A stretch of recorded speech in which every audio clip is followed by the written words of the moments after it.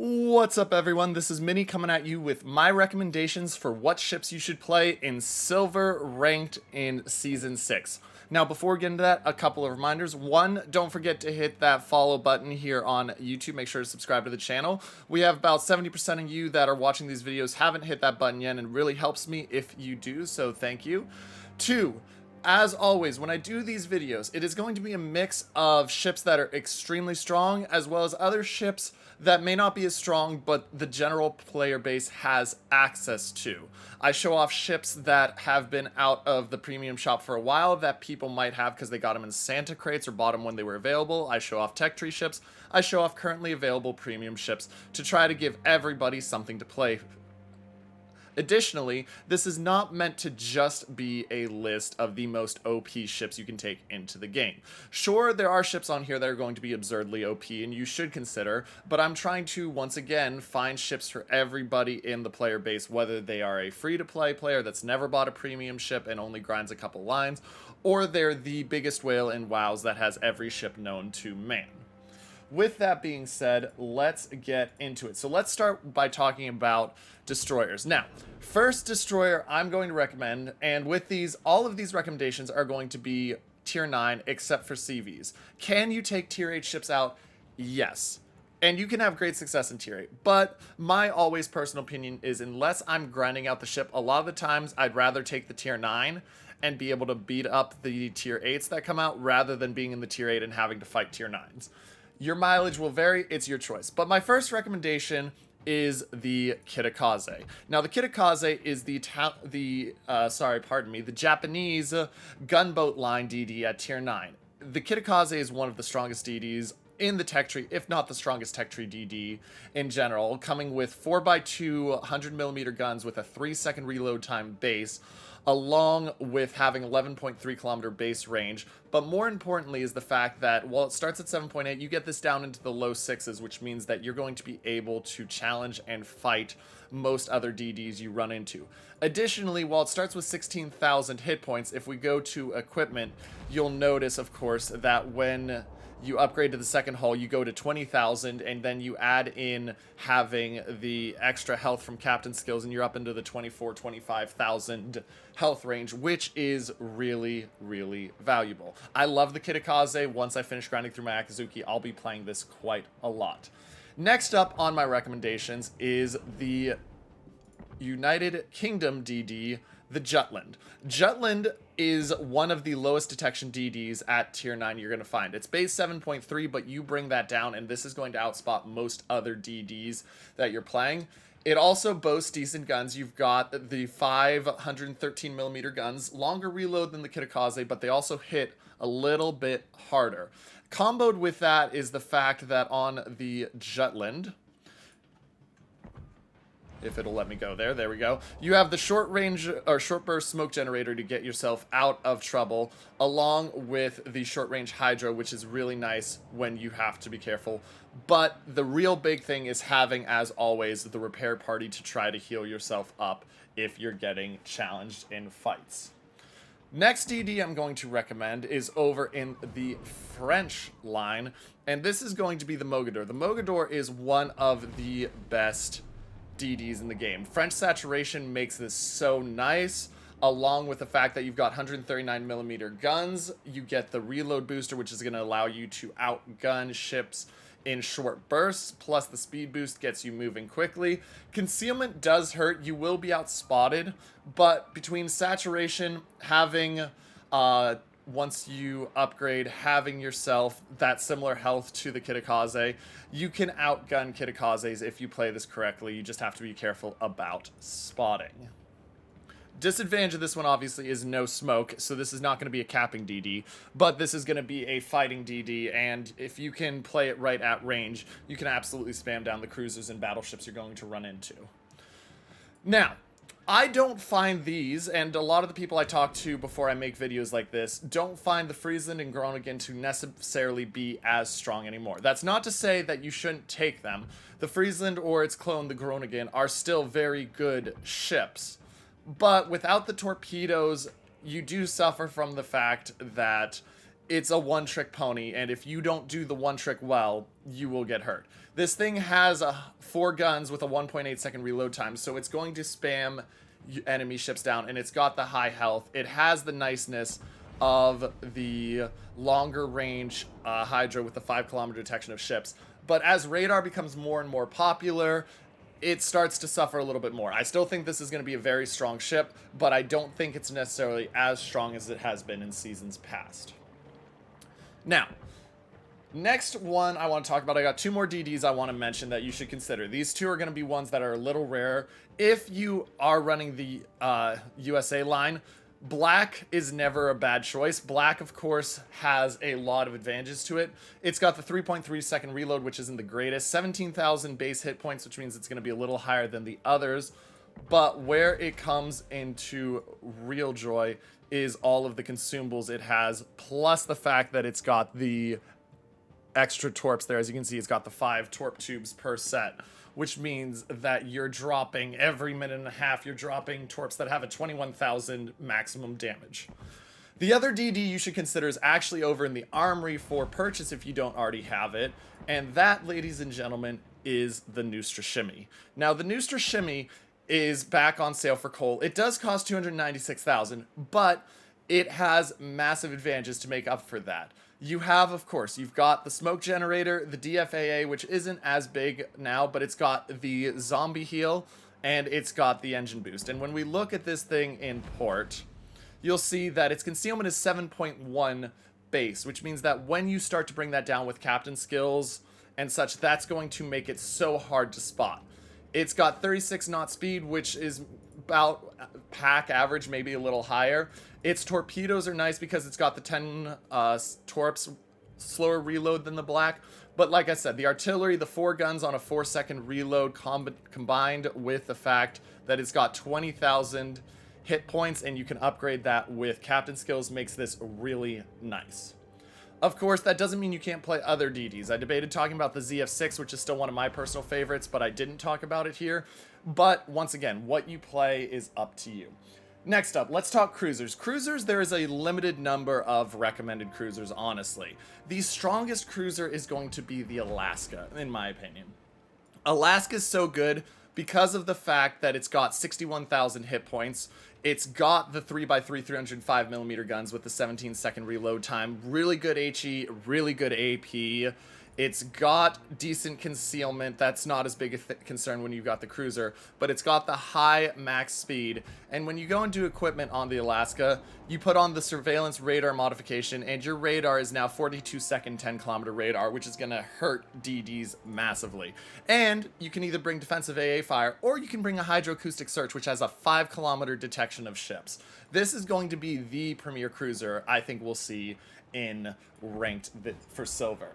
If you don't have an Alaska, the next choice on the premium side is going to be the Kronstadt if you have the Kronstadt. The Kronstadt, of course, is USSR. It is the tier 9 premium. Similar to an Alaska, 3x3 305mm guns. Worse concealment because it's a Kronstadt, but once again, this thing comes with a boatload of juiciness, including really nice radar on it. That's going to make it, along with the ability to tank somewhat, that you have to be careful about HE spam. If you're looking for more tech tree options, first recommendation is going to be the Riga. The Riga is the split of the Russian cruiser line. It's the heavy cruiser right below the Petro, and it has a lot of the things that make the Petro good: decent tankiness, decent guns, 220mm guns, slow reload time at 14 seconds, but you got the radar with that, and this thing can, like I said, this can withstand a beating and spit out strong damage as well. Finally, if none of those are doing it for you, one thing to consider as an alternate choice is you could always consider the Brindisi. Italian cruisers are really nice because the sap, these things will slap DDs if you get a hold of it with the sap. It's nice. It's got the 12 guns, so not quite as many as the Venezia, but still really nice there. And this is a very effective kiter. You do have the smoke for disengagement if need be, or to sit up smoke and farm for a few salvos if you want. But this thing is very well designed to kite. Next up, let's talk about battleships. At Battleships, my first recommendation is going to be the Georgia. Now, Georgia is unfortunately no longer sold, which is a shame, because I think this has an argument to be better than the Musashi on the flank. Pushing Georgia on the flank is so strong, it forces the enemy team to do things it doesn't want to do. Only 6 guns, but remember, these are the 457 millimeters with really nice accuracy, 26-second reload time, and you put Halsey on this thing, and it just becomes a blast to play. Also, you have the nice long-range secondaries getting out to 11.3 kilometers, along with survivability of 74,000 plus the nice US heals. Georgia is going to be a very popular pick for those that have it. Unfortunately, not everybody does, but I think this is going to be either the strongest or second strongest behind the Musashi. And of course, I can't talk about Battleships without talking about the Musashi. Now, Musashi has not been available for a while. I know a lot of you probably don't have it, but if you have the Musashi, you know this. You've got to play the Musashi. It's basically a tier 9.5 disguised as a tier 9. It's got the 460 millimeters, which means it's going to be overmatching basically every cruiser you see. It's got the Citadel that's actually damage that's actually just above the Georgia. It's really tanky unless you show cheek, and you got that 26.5 kilometer main battery firing range. This thing is a beast. Oh yeah, and in case we forgot about that, 97,000 health. Just remember, Georgia was 74,000. So, like I said, I like the Georgia a little more than the Musashi, but a lot of people are going to say Musashi's the strongest, and they have an argument to be made there. If you don't have either of those, 2 tech tree options for you should consider. You should consider the USSR Sovietsky Soyuz. This is one of the tankiest ships I have ever played. I loved playing this when I was grinding the line because it felt so good to play. Only 406 millimeter guns and a little bit longer reload than the other stuff and a little bit lower Citadel, but has 81,000 hit points base. And when you go to the second one, it's up to 88,000. And this thing just takes a beating. You just put your bow in, you shoot at everything, you go from there. Downside is the slightly smaller main battery firing range, but you can make up for that with your tankiness allowing you to push further in. Finally, on the tech tree side, the last tech tree one I'm going to recommend is the new German battle cruiser one. I think the Ruprecht's going to see a lot of play this season because of the fact that the Ruprecht comes in with really nice guns. It's got the 406 millimeters. 30-second reload isn't the greatest, but its secondaries are second to none there. Additionally, as a brawler, you can push in. You got the 12-kilometer torps, and you got 6 on each side. You can do a lot of work in this, and I'll see a lot of these, I'm sure, playing ranked. Finally, a throw-in from Rolk, who I love to talk to, Rolk B from SCCC, when I'm discussing ships. He said, if you're looking for another one, consider the Kearsarge. He thinks that the Kearsarge is going to be absolutely busted this ranked season, and he will be playing it a lot when he gets to silver. It's got the 12 406 millimeter guns, little slower on the reload, but you have the advantage of you get that one run of the aircraft, which means that you can throw the Tiny Tims and smash a cruiser or a battleship you are fighting. Also has decently high hit points, and it has really nice AA defense in case you run into CVs. Now, let's talk about aircraft carriers to wrap up. So with aircraft carriers, ladies and gentlemen, there's going to be a couple different options you can take. I think the strongest options are going to be the Kaga or the Kaga B. This thing has a boatload of planes in reserve. Its torps, if you hit all 4, usually do about 17,000 damage. It comes with the dive bombers, which are HE. Its disadvantage is that it's not as effective anymore against hitting destroyers, but if you're not seeing a ton of destroyers, Kaga is king. Next up, on the premium side, one that I will be using a lot is going to be the Chkalov. I love the Chkalov. Chkalov is so fun to play because, one, it's got the torpedo bombers that just absolutely smash. You're doing a 30,000 alpha strike every time you drop the torps, and you usually are getting in the 15 to 22, 25,000 range when you drop those, so you're quickly incapacitating battleships or cruisers. It also has the regular bombers, which are great for hitting DDs. You can use these to absolutely smash DDs out of the game, which is something, as I said, the Kaga can't do. And then the skip bombers are nice for the broadsides of cruisers or battleships to hit. And even if a DD gives you broadside, you can hit. Also has the advantage of having the rocket-propelled planes, so you get that boost coming off, and if you get a map where you can push in close, you are going to be raining down terror on the enemy for the entire match. If you're not wanting the Kaga or the Chkalov, and though I haven't mentioned it, the Enterprise is still really strong.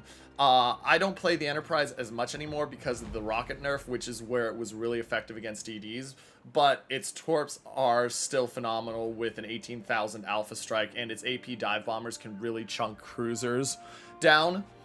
But I don't play it as much anymore because of the rocket nerf. It's still, of course, absolutely viable. But if you're looking for tech tree options, I would recommend you guys consider the Shikaku, which is the Japanese tech tree tier 8. Shikaku has really, really nice torps in it, and it comes with the advantage of hitting those torps for 14,000 alpha strike in 2, and you have 10 per squadron. So you get 2 runs off, you're looking at 28,000 potential damage, maybe more if you get 3 runs off if you do it right. The AP dive bombers are phenomenal. You get 6,200 on a Citadel, and when you're dropping 3, you're typically getting at least 10,000 damage per drop. Rockets, once again, leave a little bit to be desired, in my opinion. They're good for cruisers and battleships, less so for DDs. I don't find the Shikaku the best if I'm trying to kill DDs. If you don't like the Shikaku, you could always consider the USA Tier 8 Premium, or Tier 8 Tech Tree, which is the Lexington. Lexington is going to be a lot better for hitting DDs because you've got the 6 bombs you drop, and those things hurt when they hit DDs, along with the still semi-decent torpedo bombers, as well as the attack aircraft, which I find these rockets to be a little more enjoyable than the Japanese. And if none of those are making it for you, you can always consider over in the Russian line the Pobeda, which is the tier 8 over there on the tech tree. Pobeda's advantage is that, once again, you've got those rocket boosts so that you can get stuff out very quickly. It's got the skip bombers, the torpedo bombers, and the attack aircraft. The aircraft are great for smashing battleships and cruisers. Torpedo bombs, really great for that as well. And skip bombs, if you can line up a DD, will hurt them, though this one doesn't have as much advantage as the Chkalov in terms of being able to hunt DDs. Anyway, ladies and gentlemen, that's my recommendations. I hope this helps you. Don't forget to hit that follow button to help me keep making great content. Leave me a comment down below telling me what you're taking out, and make sure to hit that like button. This is Minnie, signing off.